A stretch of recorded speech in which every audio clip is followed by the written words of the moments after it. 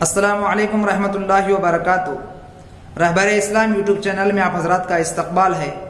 جس طرح میں نے کل کہا تھا کہ ویدوں کے متعلق بحث ہوگی، چنانچہ میں وہی خلاصہ لے کر آپ حضرات کے سامنے حاضر ہوا ہوں۔ ان میں سب سے پہلے جو وید ہے وہ رگ وید ہے۔ رگ کا جو معنی آتا ہے وہ تعریف کرنا، تحمید بیان کرنا، اور اسی طرح وید کا جو معنی آتا ہے گیان بانٹنا، علم بانٹنا۔ تو چنانچہ اس کتاب کے اندر انہوں نے ان کے دیوتوں مختلف جگہوں میں مختلف مقاصد و اغراض کو سامنے رکھ کر ان کے دیوتوں کے گیت گائے ہیں، ان کو اس کتاب میں انہوں نے جمع کیا ہے۔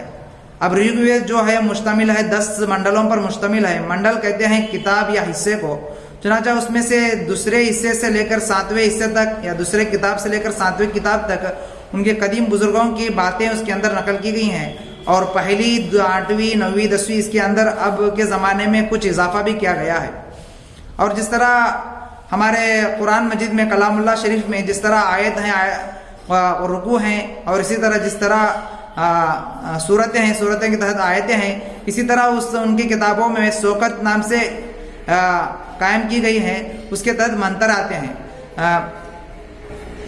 رگ وید کے اندر ہری دت ویلنکار ایک مشہور محققین ہیں، انہوں نے کہا کہ اس میں سے کل سوکت 1028 سوکت ہیں اور 10,600 منتر ہیں، انہوں نے اس کے اندر جمع کیا ہوا ہے۔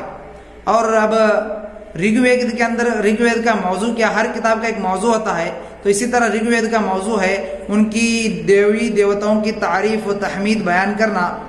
جو مختلف خاندانوں کو جو رشی اور منی آ کر بتائے گئے ہیں، ان کو انہوں نے ایک کتاب میں جمع کر کے تعریف و تحمید کو بیان کرتے ہیں۔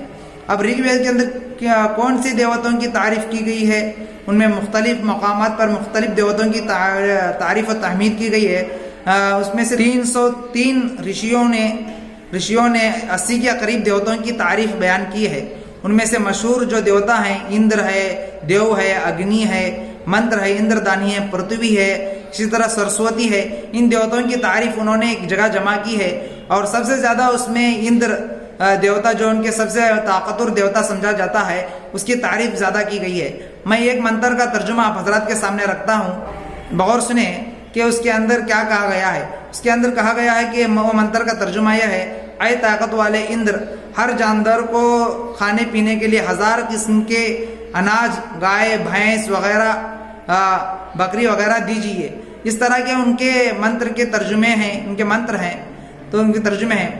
اسی طرح پرسوں کے روز جو ایک بات کہی تھی میں نے، توحید پرستی سے لے کر بت پرستی تک جتنے بھی عبادت کی جاتی ہے وہ ہندو ہے۔ یہ بلکہ میں نے اپنے طرف سے نہیں کہا تھا، بلکہ کہ ایک ہندوازم کے